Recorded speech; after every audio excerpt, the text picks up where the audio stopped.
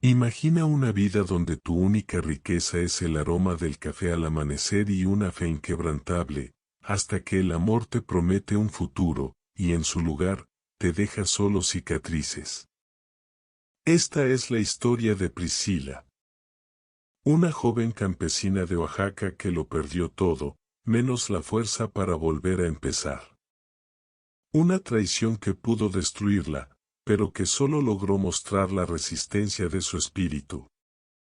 Un viaje desde la pobreza y el dolor, hasta encontrar un respeto inesperado, un amor verdadero y la bendición de un hogar construido con sus propias manos. Una prueba de que las tormentas más fuertes no arrancan de raíz a quienes están arraigados en la esperanza.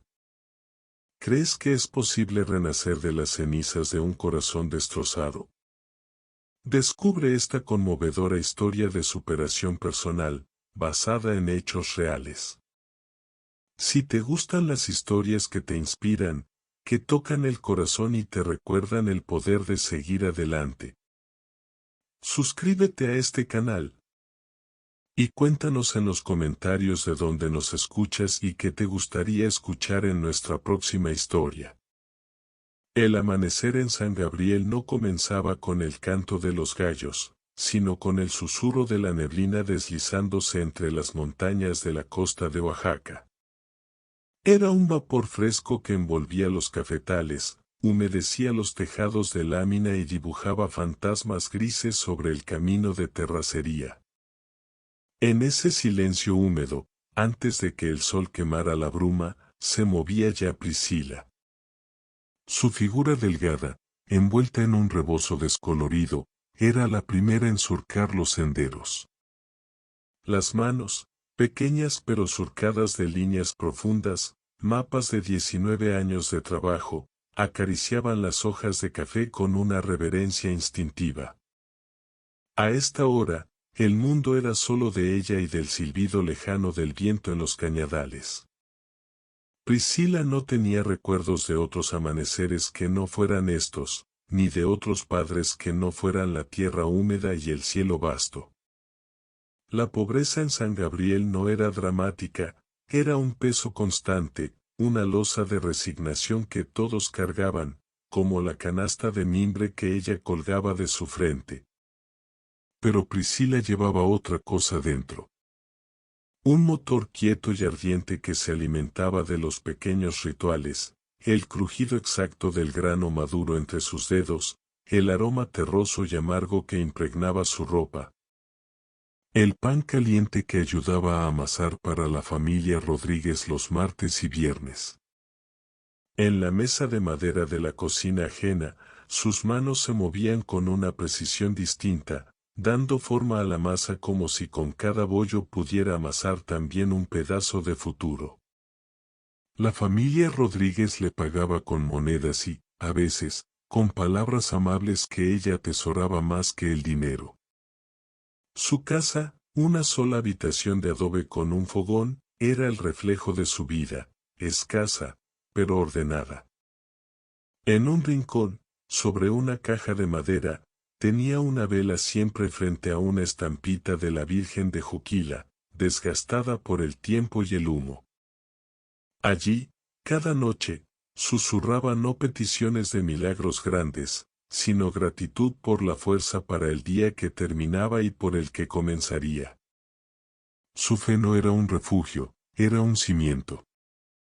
No esperaba que la vida cambiara por arte de magia, creía, con una certeza que hundía sus raíces más hondo que cualquier cafetal, que cada esfuerzo honesto era una semilla. Y ella estaba sembrando. El tema central de la historia, la resiliencia silenciosa y la dignidad en la lucha, se insinuaba en esos detalles, en cómo apretaba los puños contra el frío de la madrugada pero no cerraba el corazón, en cómo su mirada, del color de la tierra mojada, no se perdía en el horizonte con anhelo, sino que escudriñaba las plantas con atención amorosa, buscando la próxima rama que podar, el próximo fruto que cosechar. Priscila, la campesina huérfana, no sabía que su verdadera cosecha aún no brotaba. Solo sabía, mientras el sol dorado por fin rompía la neblina y bañaba San Gabriel en luz, que había que seguir trabajando. Que su historia, como el café que cultivaba, necesitaba primero de sombra, de paciencia y de tiempo, antes de poder ofrecer su aroma al mundo. Para Priscila, la oración no era un ritual de domingo, ni una serie de palabras aprendidas de memoria. Era el susurro constante de su alma, un diálogo íntimo tejido a lo largo del día, entre el crujir de la tierra bajo sus pies y el silbido del viento en los cerros. No levantaba la voz al cielo, más bien, bajaba la mirada hacia las pequeñas evidencias de que, en medio de la escasez, no estaba abandonada. Al final de la jornada, cuando el sol comenzaba a escurrirse detrás de las montañas tiñendo el cielo de un naranja intenso, ella regresaba a su casa de adobe. El cansancio pesaba en sus hombros como un costal lleno, pero en sus ojos no había resentimiento. Antes de encender la vela frente a la estampita, se sentaba en la silla de plástico desgastada frente a su mesa de madera irregular. Extendía las manos sobre el mantel. Era una tela raída, con los bordes deshilachados y una mancha de Jamaica que nunca se había ido del todo. Sus dedos recorrían los hilos sueltos. Gracias, murmuraba, y la palabra salía caliente y genuina, por esta mesa que no se tambalea, y por este mantel que aún guarda la comida. Su gratitud no era abstracta.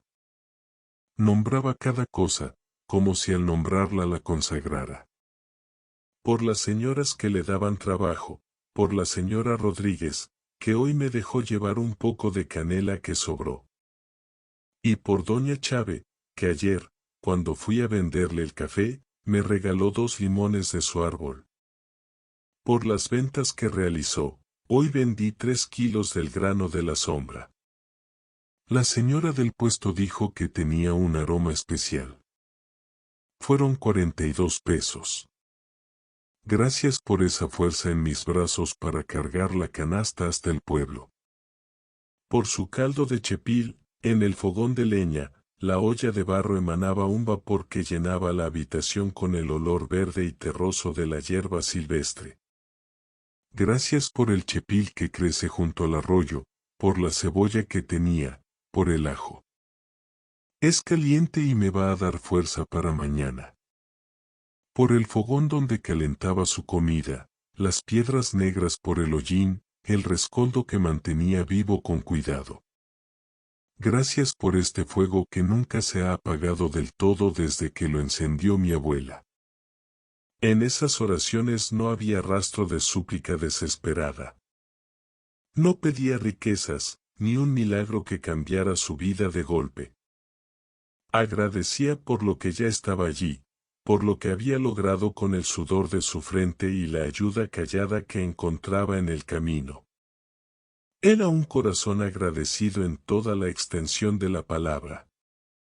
Un agradecimiento que no ignoraba la dureza de su realidad, el frío de la noche, el peso de la soledad, el temor a una enfermedad que no podría pagar, sino que elegía enfocarse en la grieta por donde se filtraba la luz. Su fe era una lente que magnificaba las bendiciones diminutas, transformando un simple caldo en un banquete de supervivencia, y un mantel raído en el símbolo de un hogar, por humilde que fuera. Mientras la última luz del día se extinguía y la oscuridad envolvía a San Gabriel, la llama de la vela frente a la Virgen de Juquila temblaba, proyectando sombras danzantes en las paredes de adobe. Esa pequeña llama era el reflejo perfecto del espíritu de Priscila, un punto de luz tenaz y cálido en la vasta noche, alimentado por una fe simple, profunda e inquebrantable.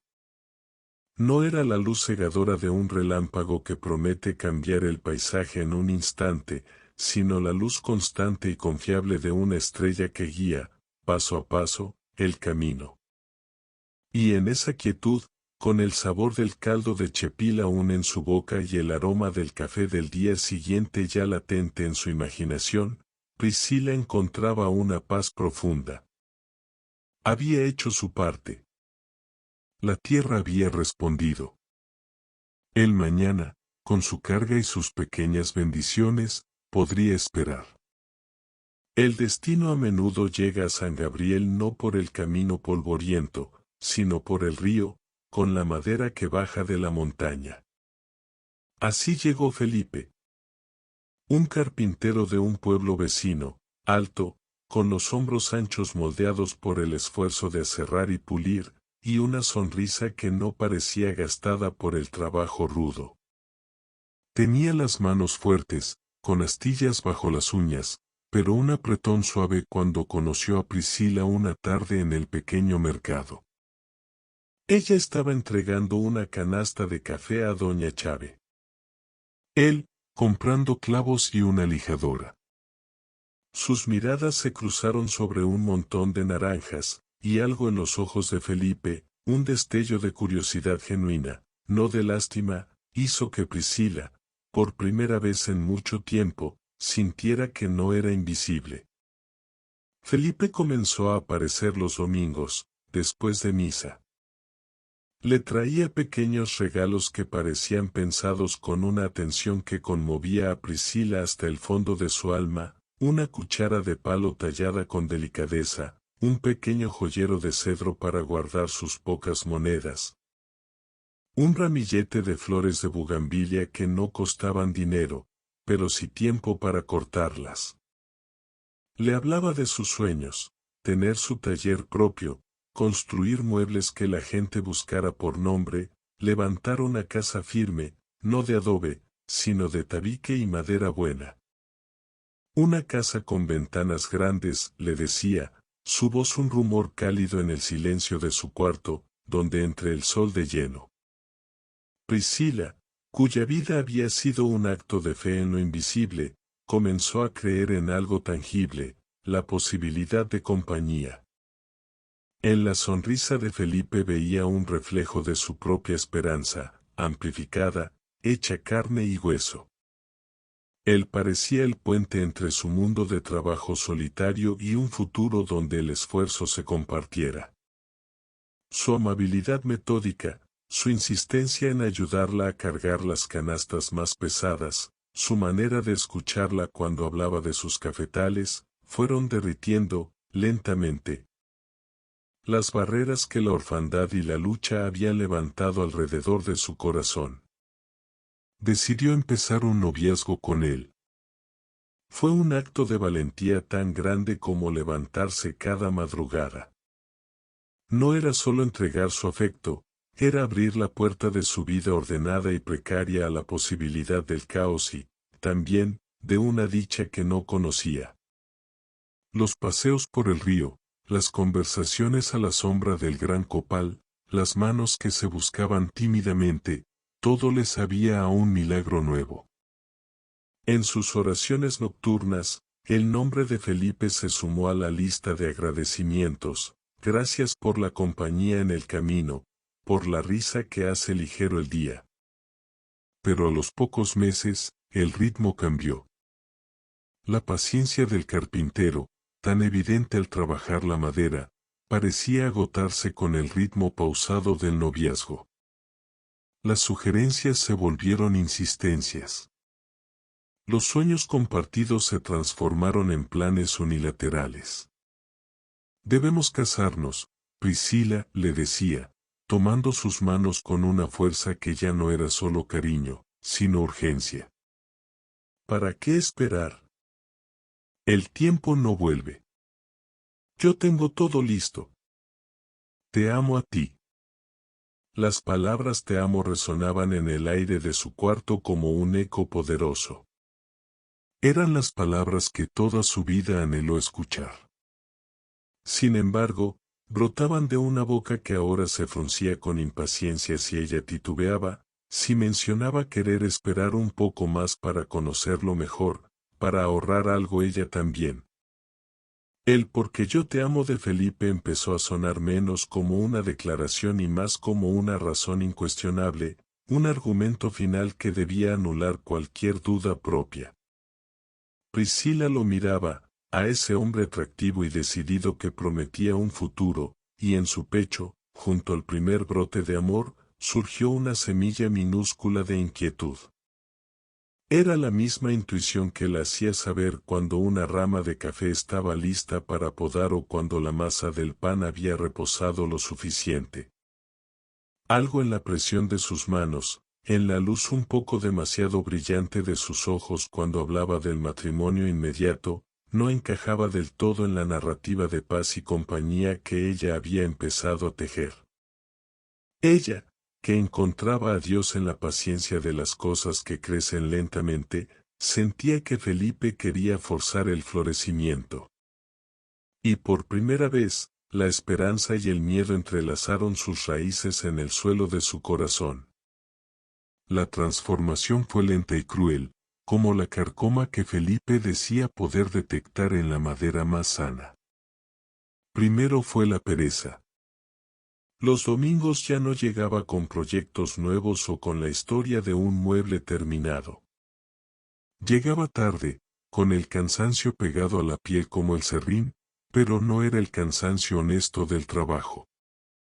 Se sentaba pesadamente en la silla de Priscila y miraba con desdén su humilde cuarto. ¿Siempre comes lo mismo?, preguntaba, mirando el plato de frijoles y quelites. Un hombre que trabaja duro necesita más sustento.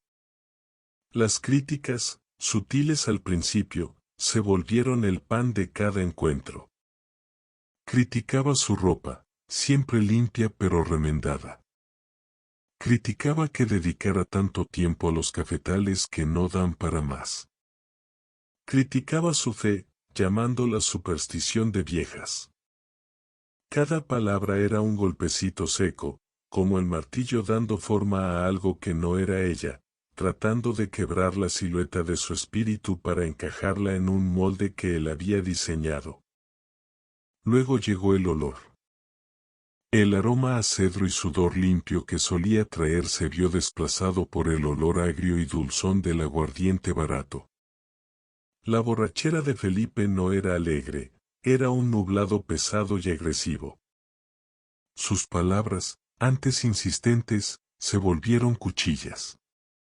Sin mí, no eres nada, le espetaba una noche, su aliento empañando el aire entre ellos. Una huérfana en una choza, ¿quién más te va a querer? El abuso verbal abrió la puerta al físico. No fue un golpe fuerte al principio, sino un apretón en el brazo que dejaba moretón, un empujón juguetón que la hacía tropezar contra la mesa, un tirón del rebozo cuando ella intentaba salir para evitar la discusión. Cada contacto violento le quitaba un pedazo del mundo que conocía. El terror se instaló en su vientre, un nudo frío y constante. Priscila, acostumbrada a leer la tierra y el clima, leyó también este cambio. La mujer que agradecía por el chepil y el fogón, ahora temblaba al escuchar sus pasos. Sus oraciones nocturnas se volvieron susurros quebrados de confusión y miedo. ¿Por qué duele tanto, Señor, en qué me equivoqué?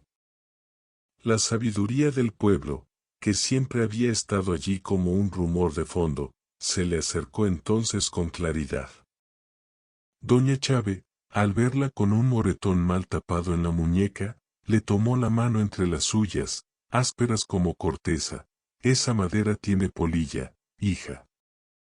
No sirve para construir una vida.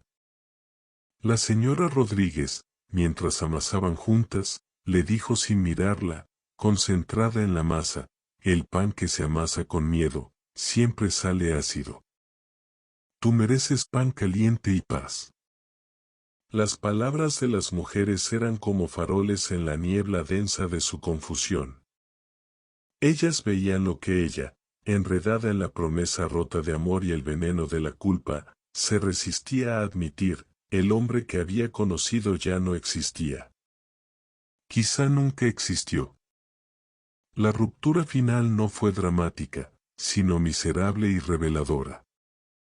Felipe llegó una tarde, borracho y demandando dinero para un trato importante. Priscila, con una calma que le nació de lo más hondo de su ser, le dijo que no tenía, que lo poco que tenía era para comprar semillas. Él estalló. La insultó, llamándola miserable e ingrata. Levantó la mano, pero esta vez Priscila no bajó la mirada. Lo miró fijamente, con los ojos llenos de un dolor tan transparente y quieto que, por un segundo, lo detuvo. Ya no, dijo ella, y su voz no tembló.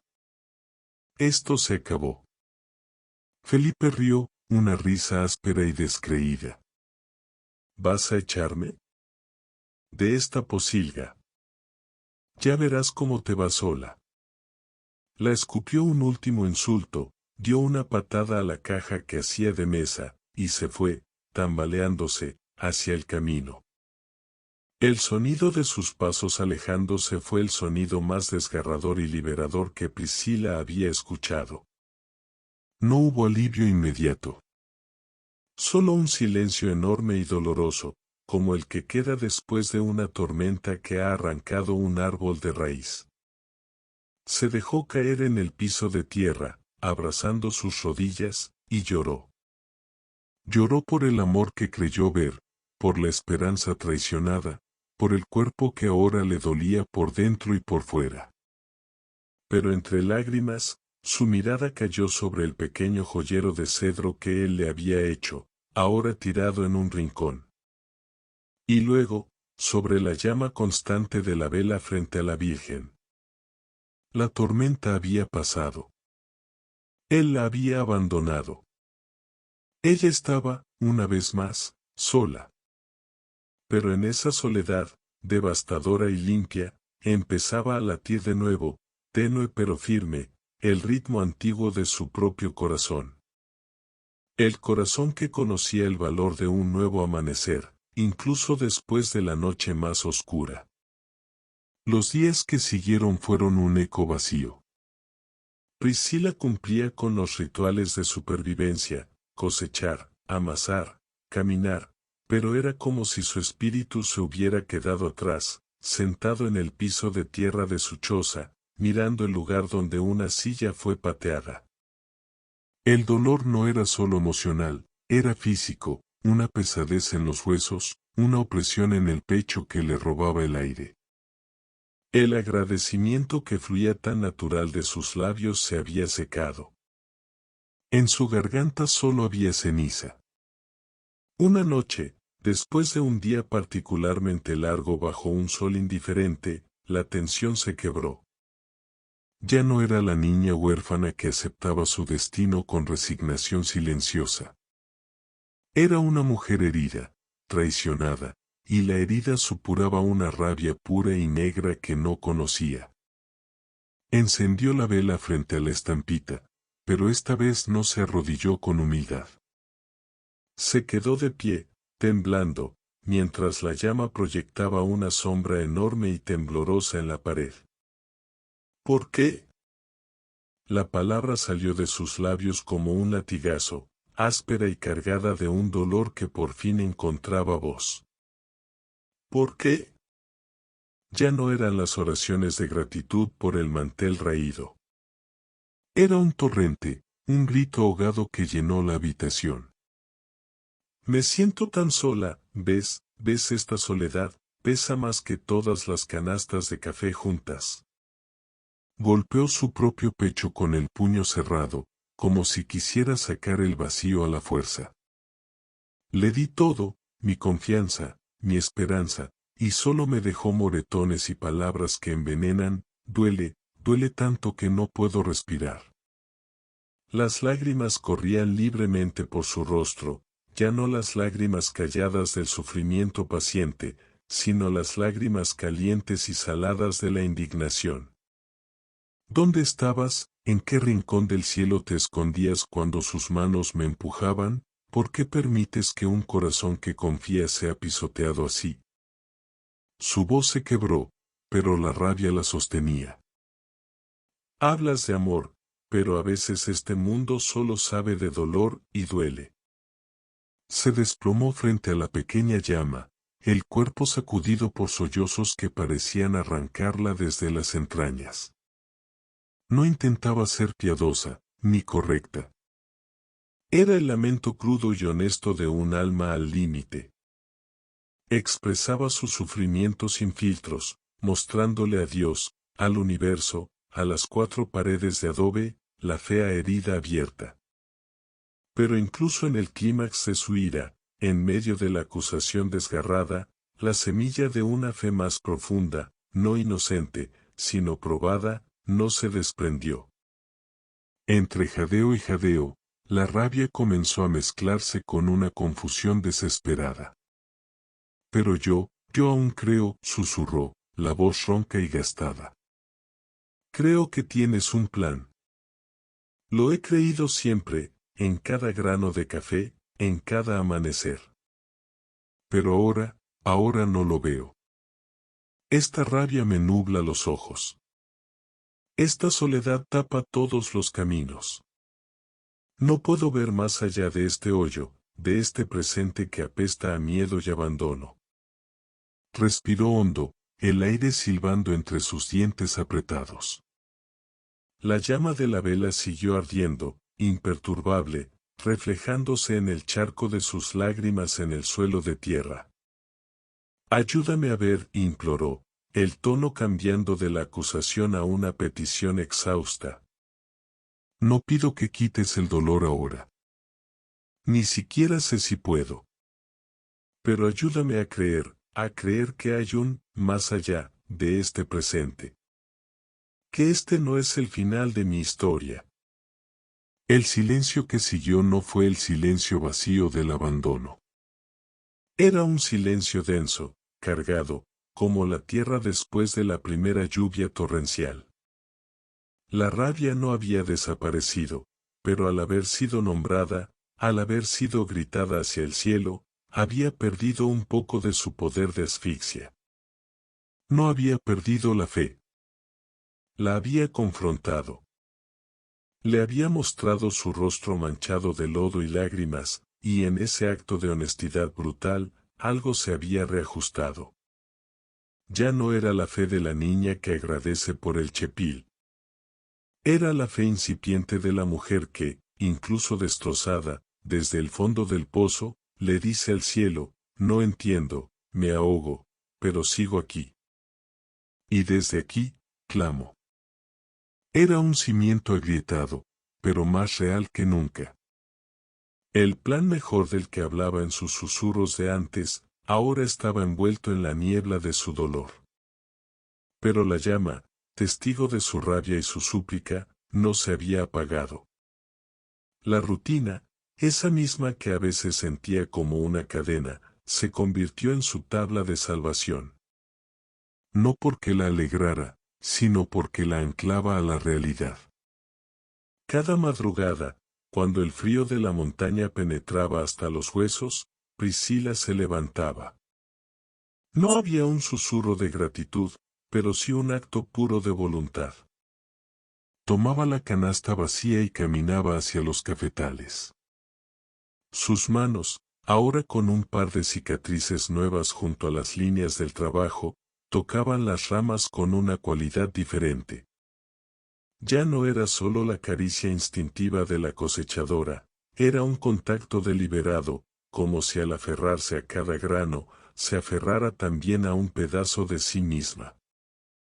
El trabajo era duro, agotador, y cada dolor muscular se mezclaba con el eco del dolor emocional, creando una sinfonía de cansancio total. Pero en el ritmo monótono de buscar, arrancar y llenar la canasta, había una medicina áspera. La mente, propensa a volver atrás y revolcarse en los recuerdos venenosos, se veía obligada a concentrarse en la tarea inmediata. Este grano está maduro, esta rama necesita poda, ese racón del fondo está más lleno. El viaje a Puerto Escondido, que antes hacía con una mezcla de nerviosismo y esperanza, era ahora una prueba de fuego. Cargaba sus costales de café pergamino en la camioneta destartalada que hacía la ruta, sintiendo el peso no solo en los hombros, sino en el alma. La ciudad era un mundo distinto, el ruido del tráfico, la prisa de la gente, el aire cargado de sal y concreto. Ella, con sus fueriles polvosos y su rebozo humilde, se sentía más invisible que nunca, pero también más expuesta. Pararse en el mercado, ofreciendo su café a los compradores que regateaban con dureza, requería una fortaleza que no sabía que tenía. A veces, en medio de una negociación, la imagen de la sonrisa burlona de Felipe cruzaba su mente y un nudo de vergüenza y tristeza le apretaba la garganta. Pero tenía que respirar, tragarse el nudo y seguir. ¿A cómo el kilo?, preguntaba una voz. Y ella, con una voz que aprendía a no temblar, respondía, a 28. Es de la sombra, de San Gabriel. Tiene buen cuerpo. No era fácil. Había días en que regresaba con más café del que vendió, con las monedas apenas suficientes para el pasaje de vuelta. Esos eran los días más oscuros, donde la desesperanza quería colarse como una enredadera venenosa, para que tanto esfuerzo, susurraba una voz interior que sonaba extrañamente como la de él. Pero entonces, en el traqueteo de la camioneta de regreso, viendo cómo los rascacielos daban paso a los cerros verdes, algo nuevo comenzaba a latir dentro de ella. No era la fe ingenua de antes, ni el amor ilusionado. Era otra cosa. Una fuerza tosca, nacida del mismo suelo del que la habían intentado arrancar. Era la terquedad de la raíz de café, que se aferra a las laderas pedregosas. Era el temple que se forja no a pesar del dolor, sino dentro de él. Su fe ya no era solo un susurro de agradecimiento al cielo. Se había mezclado, fundido en un crisol, con esa fuerza interior creciente. Era una fe musculosa, probada.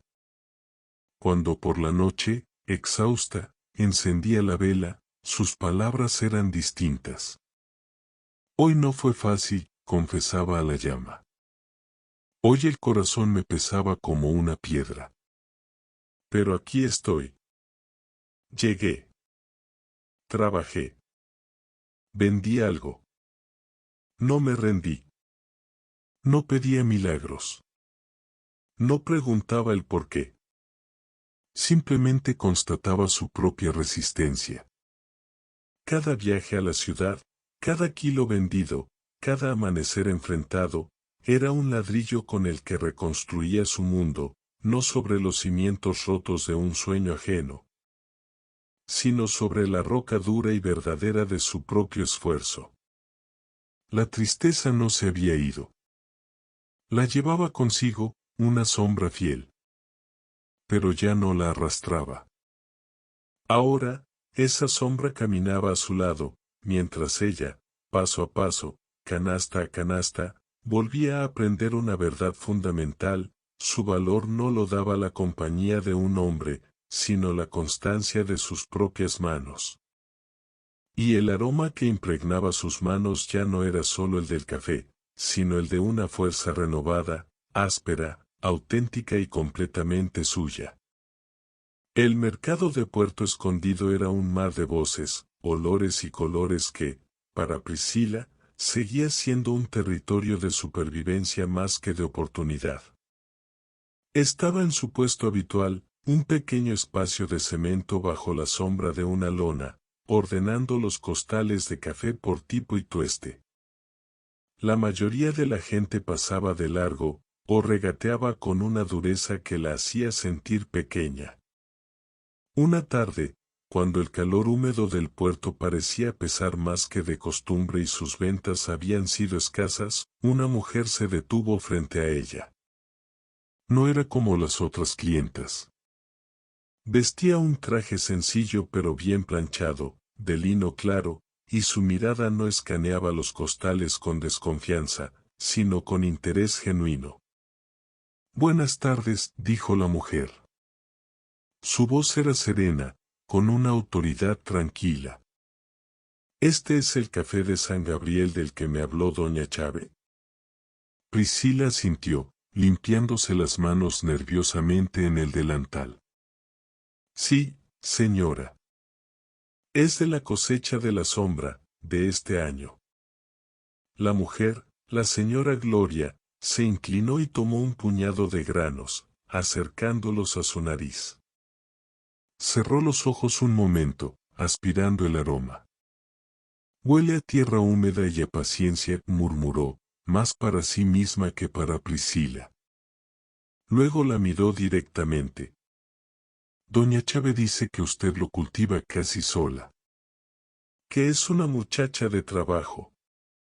Priscila bajó la mirada, un viejo hábito de no creerse los elogios. Es lo que me tocó, señora. Es buen café. La señora Gloria pagó el precio completo, sin regatear. Pero no se fue. Se quedó un momento más, observando a Priscila con una atención que no era intrusiva, sino evaluativa. Vio las manos trabajadas, la postura digna a pesar del cansancio, la manera ordenada en que tenía su pequeño puesto. Mi apellido es García, dijo finalmente. Mi familia tiene una hacienda en el Tomatal, a 1 hora de aquí. No es una finca grande, pero es seria. Cultivamos café de especialidad para un mercado más exigente. Hizo una pausa, eligiendo sus palabras con cuidado. Necesitamos a alguien que conozca la planta no solo con las manos, sino con el corazón. Que respete el proceso desde la semilla hasta la taza. Doña Chave jura por su integridad. Y yo, añadió, con una leve sonrisa, confío en mi olfato. Este café habla bien de usted. Priscila sintió que el aire le faltaba. Un trabajo. En una hacienda. No era solo vender en el mercado, era ser parte del proceso, en un lugar donde el café era tratado con respeto. Era una oportunidad que nunca había soñado. No sé, no tengo estudios, señora, balbuceó. La señora Gloria hizo un gesto desestimatorio con la mano. Yo necesito sabiduría de tierra, no diplomas, ¿le interesa venir a conocer?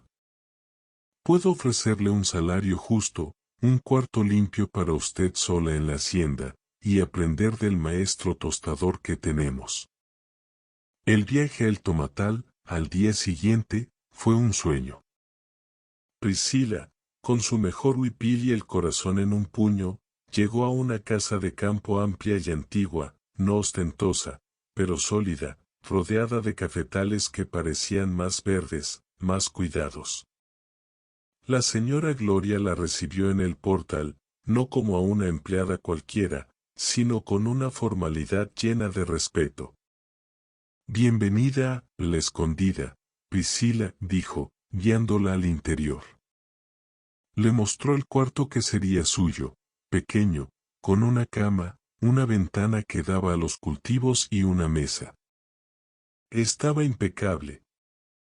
Aquí su espacio es suyo. Nadie entra sin su permiso. Luego la llevó a los patios de secado, a la zona de tostado, presentándola al personal no como la nueva, sino como la señorita Priscila, que viene de San Gabriel con un conocimiento valioso de la cosecha en sombra. El tono de doña Gloria marcaba la diferencia. No había lástima, no había condescendencia. Había respeto por el oficio y por la persona. Para Priscila, que venía de un mundo donde su valor era medido en kilos vendidos o en la utilidad que le daba a un hombre, ese respeto fue como un bálsamo en una herida que aún no cicatrizaba. No la curaba, pero le permitía respirar sin tanto dolor. Le recordaba que había algo en ella, su trabajo, su perseverancia, su conocimiento silencioso, que tenía valor por sí mismo. Al caer la tarde, parada en el umbral de su nuevo cuarto, mirando los cerros teñidos de naranja, Priscila sintió algo que hacía mucho no sentía, un destello de seguridad. No era felicidad aún, era demasiado pronto para eso. Era la sensación sólida de un primer peldaño firme bajo sus pies, después de meses de caminar sobre arenas movedizas. La señora Gloria no le había dado una caridad, le había extendido una oportunidad, y al hacerlo con respeto, le estaba devolviendo algo fundamental, la dignidad. Aquí, entre el aroma profundo del café tostándose, tal vez podría empezar a reconstruirse, no como la mujer que Felipe dejó atrás, sino como la mujer que siempre fue, y que ahora tenía un suelo fértil donde volver a crecer. La vida en la escondida adquirió un ritmo nuevo, reparador. Priscila aprendió los secretos del punto exacto de tueste, a distinguir las notas de cacao de las de frutos secos en el aroma, y su conocimiento práctico del campo se mezcló con la ciencia del proceso. Era un trabajo que honraba el fruto, y eso honraba su propia historia. Fue en los patios de secado, bajo el sol uniforme de la mañana, donde conoció a Noé. Él era el encargado de supervisar el secado y el almacenaje del grano. No era un hombre de palabras grandilocuentes, sino de acciones silenciosas y precisas. Alto y fornido, movía los costales de café verde con una fuerza que parecía surgir de la tierra misma, pero sus manos, al inspeccionar una muestra de grano, eran de una delicadeza sorprendente. El primer contacto fue práctico. Priscila, aún aprendiendo las normas de la hacienda, estaba intentando mover una bandeja pesada de café recién lavado. Permiso, dijo una voz tranquila a su espalda. Era él. Deje, yo la ayudo. Si se inclina mal, le va a doler la espalda toda la semana. Sin esperar respuesta, tomó con firmeza el otro extremo de la bandeja y la colocaron juntos en el sitio correcto. No hubo reproche, solo una amabilidad práctica. Gracias, murmuró Priscila, evitando su mirada por costumbre. No hay que darlas. Aquí todos jalamos parejo, respondió él, y se fue a continuar con su trabajo. Así comenzó. Él le enseñaba, sin arrogancia, los detalles del secado, cómo leer la humedad del grano al tacto, cómo protegerlo de la brisa nocturna. Ella, a su vez, le hablaba de cómo la lluvia de julio afectaba el dulzor en San Gabriel. El intercambio era de oficio a oficio, de respeto a respeto. No era amable de una manera constante y discreta. Si veía que Priscila llegaba muy temprano después de ayudar en la cosecha, sin haber desayunado, dejaba una tortilla envuelta en un paño y un plátano en el banco donde ella se sentaba. No decía es para usted. Simplemente estaba allí. Si una tarde se desató una lluvia repentina, él fue el primero en correr a ayudarla a cubrir las bandejas, y al terminar, empapados ambos, él sonrió con una sencillez que desarmaba. Así sabe mejor el café, con un poco de agua del cielo, dijo, y Priscila, para su sorpresa, soltó una pequeña risa. El cariño no surgió con florituras ni promesas apresuradas.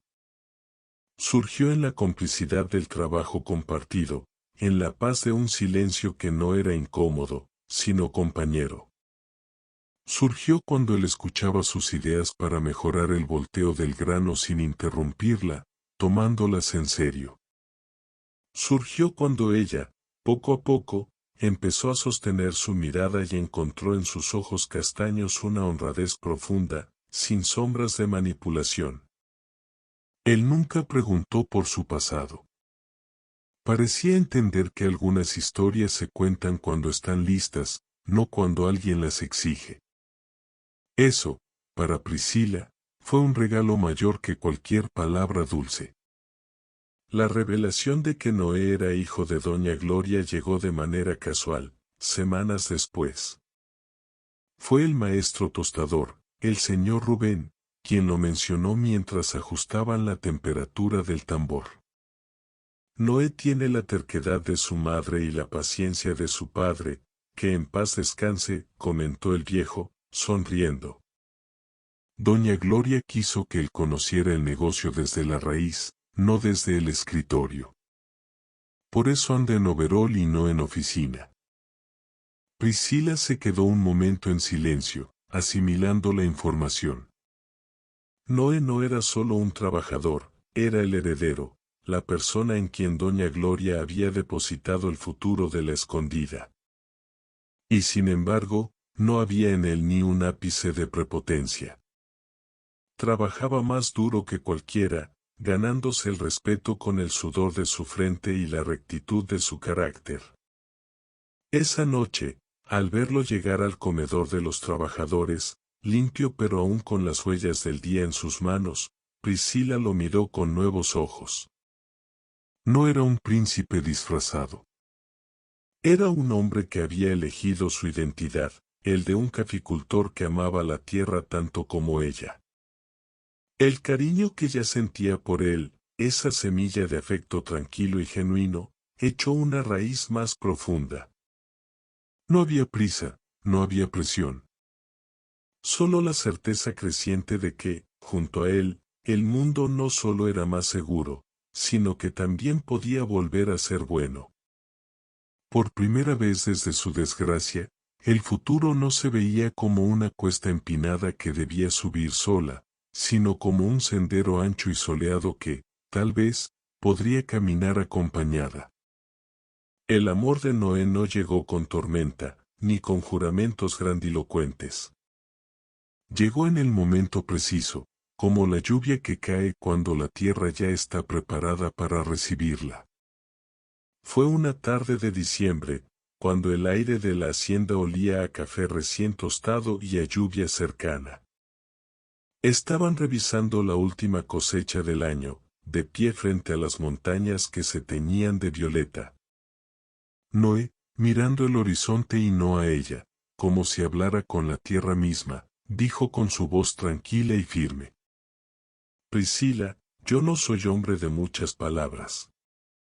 Mis manos entienden más de granos que de poesía. Pero te digo lo que sé con certeza, mi jornada empieza con la esperanza de cruzarme contigo en el patio. Mi día sabe mejor si escucho tu opinión sobre el tueste.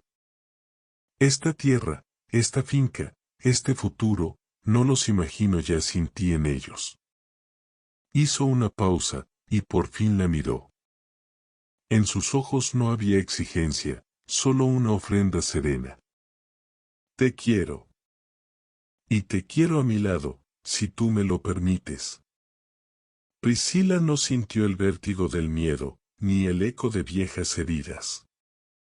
Sintió una paz profunda, como el reconocimiento de algo que ya había echado raíces en su interior. No era la pasión cegadora de antes, era una certeza clara y templada, forjada en el respeto diario, en la paciencia compartida, en la sanación mutua que había ocurrido sin hacer ruido. Sí, Noé, respondió, y su voz sonó clara y sin temblor. Acepto tu cariño. Porque es sincero. Porque viene con respeto. Y porque contigo, no tengo que dejar de ser yo para ser amada. La bendición no fue un evento espectacular, sino la suma silenciosa de nuevas realidades. El nuevo hogar no fue un palacio, sino la ampliación de la casita junto al cafetal que Noé, con sus propias manos, reparó para ellos. Tenía ventanas grandes, como él siempre quiso, que dejaban entrar el sol de lleno sobre la mesa que Priscila cubría con un mantel nuevo, tejido por las mujeres del pueblo. Un hogar construido sobre cimientos de trabajo y verdad. La fe fortalecida ya no era la de la muchacha que solo agradecía por lo pequeño, sino la de la mujer que había atravesado el desierto de la traición y había encontrado, al otro lado, un manantial de gracia. Su diálogo con Dios recuperó la gratitud, pero ahora incluía el asombro por la sabiduría de los caminos que, aunque dolorosos, la habían traído aquí. Creía, más que nunca, que hay un plan que a veces la mente no entiende, pero que el corazón, con el tiempo, llega a reconocer. Y el futuro compartido se vislumbraba no como un sueño etéreo, sino en los planes concretos que trazaban juntos, una nueva variedad de café que querían cultivar, la escuela a la que soñaban llevar sus hijos. La promesa de seguir haciendo de La Escondida un lugar donde el trabajo honrado fuera la mayor riqueza. La historia de Priscila no es un cuento de hadas. Es un testimonio de la resiliencia que habita en lo más común. Nos enseña que las mayores traiciones no tienen la última palabra, que los días más oscuros no son el final de nuestra historia, y que la dignidad más profunda a menudo nace de levantarnos una y otra vez. Con las manos llenas de tierra pero la cabeza en alto. A veces, el camino correcto no es el más recto, sino el que atraviesa el barro y la sombra para llevarnos a un lugar auténtico. La felicidad no siempre llega como un relámpago, a menudo germina lentamente, como un grano de café en la sombra, alimentado por lágrimas, sudor y una fe que se niega a morir. Si hoy tu camino parece cuesta arriba, si las heridas del pasado aún pesan, recuerda a Priscila. Recuerda que cada amanecer es una página nueva, que cada esfuerzo honesto siembra una semilla invisible, y que la fuerza para seguir adelante no está en no sentir dolor, sino en decidir caminar a pesar de él. Tu valía no la define quien te abandona, sino la persona en la que te conviertes al reconstruirte. La vida, como el café, a veces necesita pasar por el fuego para liberar su mejor aroma. Sigue adelante.